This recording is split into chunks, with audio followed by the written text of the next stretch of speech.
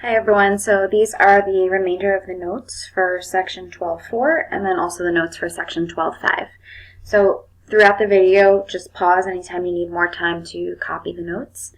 Also, any of the questions that are marked with a yellow star, those are ones that you need to answer on your own, so include your answer within your notes. The last thing that we have to talk about in 12.4 in reference to the box and whisker plots is something called interquartile range. So interquartile range is found by taking the two new quartiles we've learned, so Q3 and Q1, and subtracting them. That difference really represents the box portion of the box and whisker plot, so that's where the middle 50% falls. If you think about quartiles as if they were quarters, one would be 25 cents, one would be 75 cents, so there's 50 cents in between them. This is a similar concept where the middle 50% of the data falls.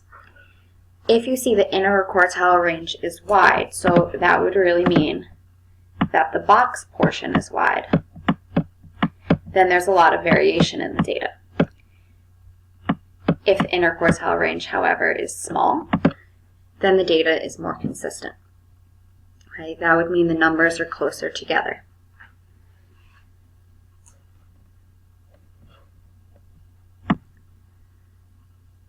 Okay, whether you copy this problem or not is up to you since it's from the textbook, page 748, number 3.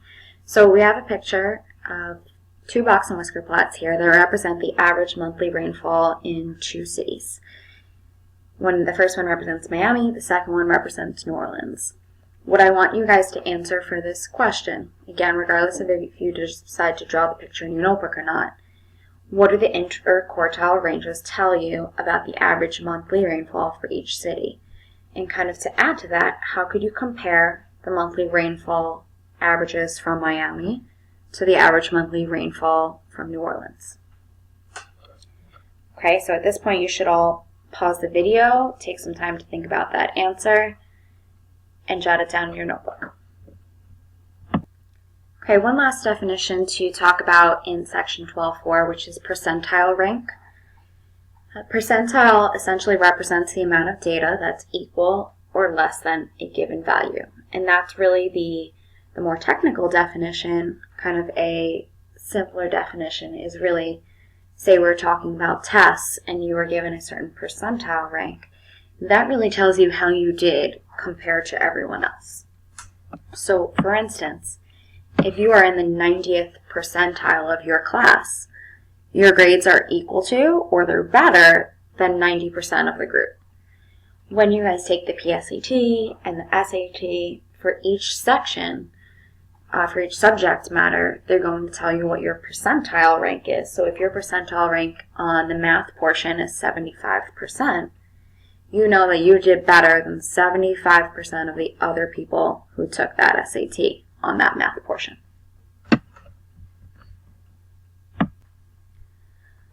Okay, moving on to section 12.5, which we're going to cover partially. This refers to samples and also surveys. A sample is essentially a group of people that are kind of taken into consideration. And a survey is generally a type of questionnaire where you get feedback about something. So if we think of this scenario, it says the owner of a pizzeria surveys his customers on whether or not they like pizza. What I want you guys to think about and to answer is what's wrong with his surveying method. How come his choice to survey these people on this topic is a little bit faulty? So take some time, jot down the question, also jot down your answer. The type of data that can be found in surveys can often be categorized in different ways. So the first type is qualitative versus quantitative. So qualitative would mean it describes a category, which means that it's not numerical or it's not measurable. Many people find it helpful to use the word measurable rather than numerical.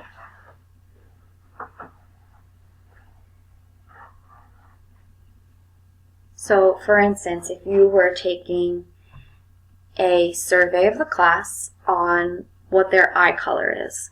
That would be considered qualitative data. It's not something that can be measured. Eye color is just a category, a topic. However, if it's quantitative, that means it has some type of unit, it can be measured, and it is numerical. So in class the other day, we did kind of a brief little survey of how many pets you have or how many televisions you have. That would be an example of quantitative data because we're measuring something, how many pets or TVs you have in your household.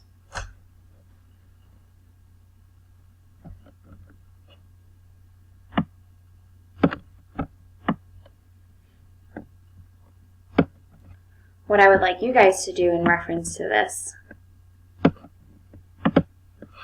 is here we have a bunch of topics or items that we could survey on. I want you to decide if each one is qualitative or quantitative. So what I would suggest doing is maybe if you wanted to make a chart or a list and sort all of the ones that go together in one spot and all of the others that go together in another spot. Okay, please pause the video in order to complete this. The last type of way we're going to talk about data being organized is whether it's something called univariate or bivariate.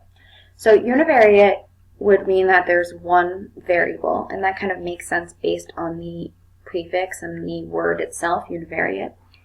So an example of that would be atomic weights of periodic elements. The only thing that's being studied here, even though the description is a little lengthy, is the weights. That's one thing that's being studied. However, if it's bivariate, that would mean that there's two variables. So now two things are being studied. So for instance, side length and volume. So many people find it helpful to even look for the word and, while that might not always be there. Okay, that's a good indicator of something being a type of bivariate data as opposed to univariate. The last thing that I would like you guys to do for this assignment and video is take a look at these 4 items in the bubbles below and decide which ones are univariate, which ones are bivariate, just like we did on the previous slide with qualitative and quantitative. Once you've finished everything up through here, you've completed the assignment for the weekend, and I'll see you on Monday.